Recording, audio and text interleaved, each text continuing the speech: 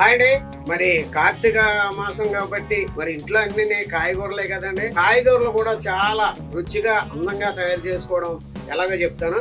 ఇవాళ మా ఇంట్లో దొండకాయ కొబ్బరికాయ ఫ్రై అండి. పచ్చిమిర్చి, జీలకర్ర, ఎల్లుల్లిపాయలు ఇది మిక్సీ పట్టుకోవాలండి. ఇది పెనం పెట్టి దాని మీద నూనె వేసుకోవాలండి. అంటే నూనె వేసుకున్న తర్వాత నూనె వేసానండి. అది నూనె కాయింది అనుకుంటేటప్పుడు అండి దొండకాయలు వేసుకోవాలండి. మనం బాగానండి చికెన్లకి, మటన్లకి అన్నిటికి అలవాటు పడిపోయాం. నెల రోజులు కూడా ఎవరింట్లోనే కూడా నీసు మాంసాలు ఉండవండి. కనీసం మా ఆవిడ గుడ్డు కూడా ఉడకబెట్టను, నువ్వు తింటే బయట తినంది.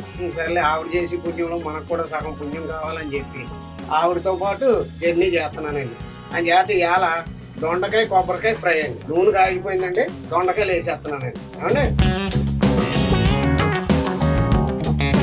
ఏమంటే దొండకాయలు మగ్గుతూ ఉండగానండి లైట్గా పసుపు వేసుకోవాలండి, కలుపుకోవాలండి.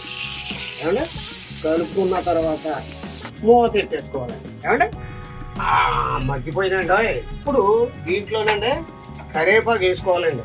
ఎందుకంటే కరివేపాకు ముందు వేసుకుంటే మాడిపోద్దని చెప్పేసి లేట్గా వేస్తాను అనమాట. వేసాం కదండి దొండకాయల్లోని. మరి దొండకాయలు మగ్గిన తర్వాత కరివేపాకు వేసామండి. పచ్చిమిర్చి, ఎల్లుల్లిపాయలు, జీలకర్ర లైట్గా మిక్సీ పట్టుకొని వేసుకున్నామండి రుచికి. ఏమంటే అది కూడా ఇందులో వేసేసుకోవాలండి. అందులోనే సాల్ట్ కూడా వేసేసి మిక్సీ పెట్టేసానండి. సాల్ట్ వేసుకోవట్లేదండి. దొండకాయ ఫ్రై, మరి కొబ్బరికాయ దొండకాయ ఏమంటే కొంచెం మగ్గిదాకా మూత పెట్టుకోవాలి. ఏమంటే మరి ఇదిగోండి మగ్గిందండి, మగ్గింది. ఇప్పుడు మనం కొబ్బరికూర అన్నాం కదండి, ఆ కొబ్బరికూర వేసుకోవాలండి. ఒకసారి కలుపుకోనండి, మూత పెట్టేసుకోవాలండి. ఇదంతానండి చిన్న మంట మీద జరగాలండి.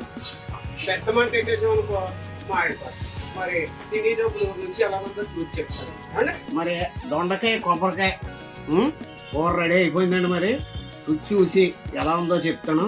బా కలుపుతుంటేనే భలేగా ఉందండి. అది నూనె అంటే కొబ్బరికాయ కూడా నూనె కదా. అదిరిపోయిందండి, చాలా బాగుంది. ఏమంటే అలాగే మరి అందులోకి రసం, టమాటా రసం అండి, మిరియాలు అది వేసి టమాటా వేసి పెడతాడండి మా ఆవిడ. చిన్న రసం లాగా ఉంటుంది. ప్రతి ఒక్కరికి కూడా భగవంతుడు ఇంత మంచి భోజనాన్ని ఇవ్వాలని మనస్ఫూర్తిగా కోరుకుంటూ మీ రైజింగ్.